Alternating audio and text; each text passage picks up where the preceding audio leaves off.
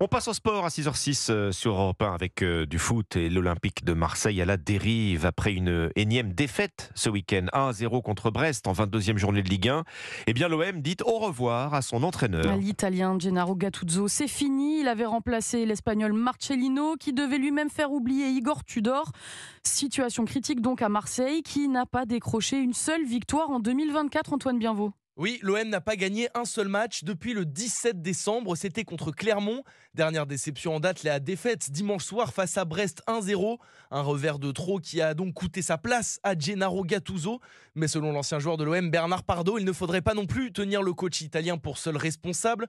D'autres facteurs entrent en jeu, à commencer par la condition physique décevante des joueurs. Le problème, c'est qu'on n'a même pas de mi-temps dans les jambes. On fait le premier mi-temps pas trop mal, mais on n'arrive jamais à finir un match. Donc, moi, je veux bien que l'entraîneur, les dirigeants portent une grosse part de responsabilité, mais les joueurs, là-dedans, portent une grosse part de responsabilité aussi. En plus des résultats décevants sur le terrain, l'ambiance en interne semble par ailleurs dégradée.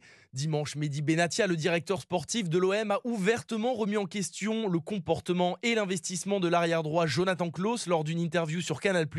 Situation critique donc, d'autant que les Marseillais sont seulement 9e du championnat, à 9 points du podium et donc d'une qualification en Ligue des Champions. Antoine Bienvaux, et pour reprendre en main l'Olympique de Marseille, peut-être Jean-Louis Gasset, l'ancien coach de Montpellier et Saint-Etienne, a-t-il le bon profil? Réponse dans le journal de 7h sur Europe 1.